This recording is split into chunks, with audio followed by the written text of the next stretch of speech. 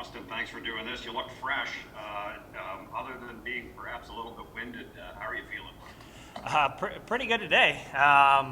Over the over the last few days, I've felt pretty good. So it's really nice to get back out there on the ice. I mean, it's been a little bit of a tough go. I think I played 2 games here in the last 9 months or something like that, and all just a little bit of bad luck, couple breaks and COVID. So considering all of it, I feel pretty good today. Everybody reacts differently to getting COVID. Did you have any serious symptoms that you had to go through? Oh yeah. I got whacked pretty good on Friday and Saturday when I first got it. The symptoms that they talk about, the chills and the body aches and stuff like that. But all in all, after those first couple of days, it was almost felt like everything had kind of gone back to normal, and it was just a matter of getting back into a little bit of shape after that. I hate to make light of it or attempt to make light of it, but being patient zero, did you prepare yourself for perhaps being an easy target coming through the dressing room and the rink today, teammates? No, I mean, at the end of the day, we've gone over so much of the COVID stuff over the last couple of years that we understand that it doesn't start with one guy, or it doesn't, nobody's to blame or at fault. So I think maybe if I was one of the only ones to get it, then there might have been a little more ribbing. But I also have no teeth and top 3 or 4 in majors in the league every year. So I think the guys gave me a little bit of slack. We'll go to Bruce Garriock at Post Media. Hey Austin, as the numbers were growing, were you sitting there wondering maybe when the league would shut you down, and were you happy to see that did happen? You know what? It's so tough because we do have these protocols in place to continue to be able to play. As the world has evolved with COVID-19 and the vaccination rate and all that kind of stuff, we've kind of moved into a little bit of a different category when it comes to contact tracing and quarantining and stuff like that. So as the numbers grew to what they did, I think everybody involved did a good job of coming together and saying, at this point it doesn't look like it's slowing down, so let's give these guys a break. Early on, the hope is the same as everybody, that just a few cases, and the vaccine helps with guys getting it. Now we know the vaccine is not a deterrent it's a little bit of a deterrent, but it doesn't mean you're not going to get COVID.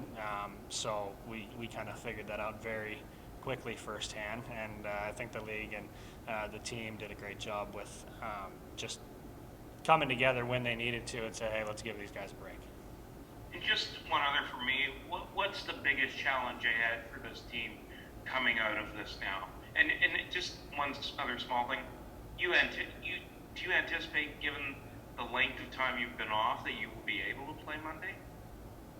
Oh yeah, I'm good to go. That extra, I was good to go Monday, I think, came out of protocol. So, it was a little bit of an extended period for me, which was, a blessing in disguise, because it does take a little bit to get back from it. So, that extra 3 or 4 days for a guy like myself, who did experience some decent symptoms, to be able to work and get my body back to feeling ready to play, was huge. So no apprehension here.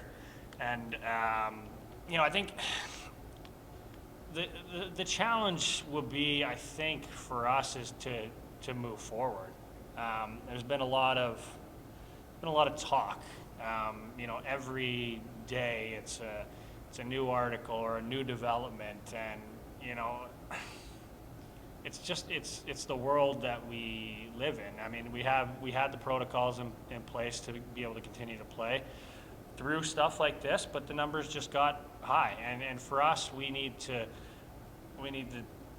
take the I guess, break that, you know, for our health and safety that the league was able to provide to us, and, you know, really get back to square one and try to just move forward, having, you know, gotten everybody to a place where everybody's healthy and safe. You know, we're not going to dwell on it. We're not going to look and say, oh man, like, you know, this is an excuse or that's an excuse. I know DJ and Chucky and Shabby have talked at length about no excuses here, but it's really true. You know, there's a lot worse things. I mean, people are going through some really tough times over the last 2 years. You know, even in my personal life, I've been to a couple rehabs, been to jail like that. Having to pause for 10, 12 days in the grand scheme of life isn't such a big deal. And if we can just, you know, get back to square one as a group here and, you know, move forward, I think we will do that. Everybody looked excited and ready to get back at it today, and, you know, we'll look forward to getting back on the ice and competing. Claire Hanna, TSN. Hey Austin, I hate to come in when you're just talking about moving forward, but I just want to go back to one thing. Do you have any idea where you guys might have gotten this? You know, I know you can make so many, you know, judgments or something, but do you have any idea where you might have picked it up? No, I mean, it's, what is it, an airborne virus, so probably somewhere in the air as we went along. You know, it'd be very easy for not just us, but whoever's looking into our situation to be like, you got it in Dallas or Chicago. I mean, yeah, we went to those places, but who really knows? You know, at this point, it's not.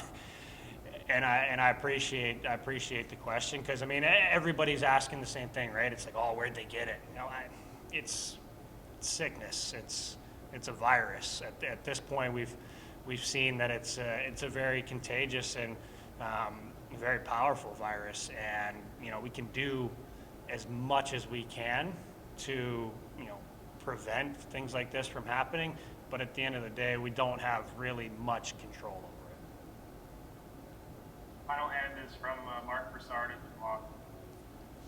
Allison, just curious, were you able to contain it to yourself, or did anybody else in your family get it as well? No, my wife Jen got it, and luckily our two girls were good. A little bit antsy. We're kind of wondering what mom and dad were doing.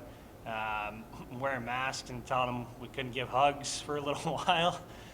So that was a little bit of, you know, a little bit of a difference in our lives that way. But, you know, Jen's healthy and good now, and so am I. And luckily, we were able to, you know, through the benefit of, you know, the testing that we do have in place, we were able to find out that we did have it and able to take the right precautions with our kids to, you know, minimize the risk that they had. And fortunately, we're on the other end of it now.